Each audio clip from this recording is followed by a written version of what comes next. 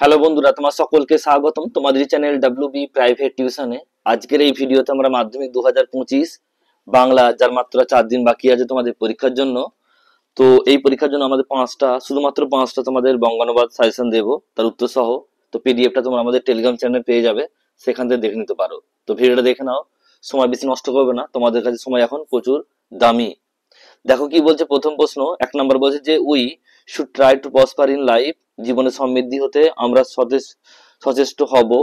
বলছে but we should not give up our sense of morality, কিন্তু নৈতিকতা বোধ আমরা বিসর্জন দেব না।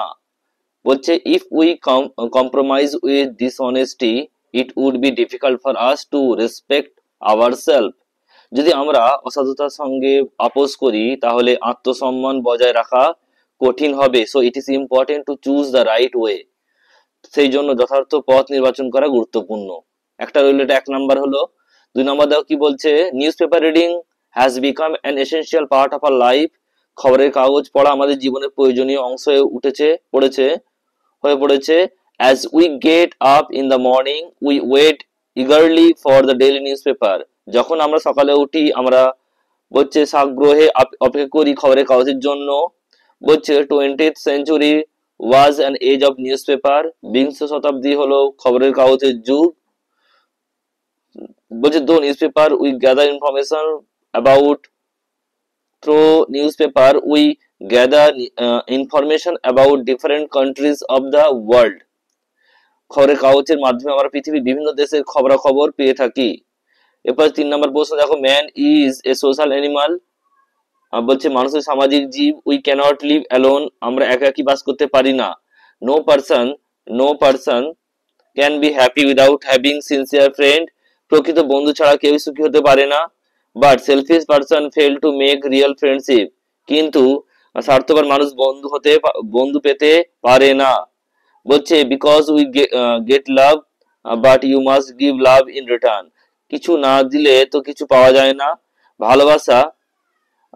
ভালোবাসার বিনিময়ে ভালোবাসা মেলে। এরপর 4 নম্বর প্রশ্ন রয়েছে দেখো, once a soldier was made a prisoner of war, এক সময় এক সৈনিক যুদ্ধে বন্দী হয়েছিল। বলছে after a few years the war end end he was release, কয়েক বছর পর যুদ্ধ শেষ হওয়ায় তিনি ছাড় পান।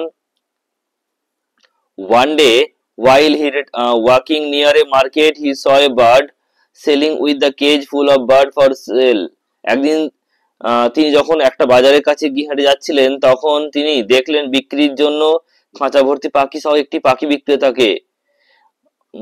and the soldier bought the cage and then set all the birds free one by one, বলছে সৈন্য খাঁচাটি কিনে নিলেন এবং তারপর খাঁচাটি খুলে পাখিগুলো একের পর এক ছেড়ে দিলেন।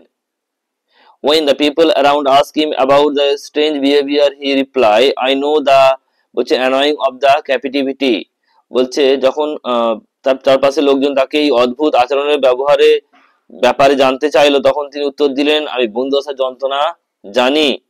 আর লাস্ট রয়েছে দেখো, there is nothing like a book, বলছে বইয়ের মতো জিনিস আর নেই। Nothing has been able to stop the man who written books, বই লেখককে কোনো কিছু প্রতিনিধিত্ব করতে পারে না।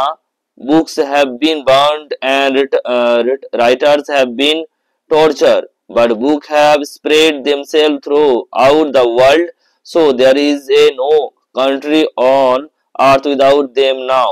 তাহলে কি বলছে, বই পড়ানো হয়েছে, গ্রন্থাকার নির্যাতিত হয়েছে, কিন্তু বই সারা পৃথিবীতে বিস্তার লাভ করেছে এমন ভাবে যে এখন বই ছাড়া পৃথিবীর কোনো দেশ নেই। They are the only things that live forever, বই হলো একমাত্র চিরস্থায়ী।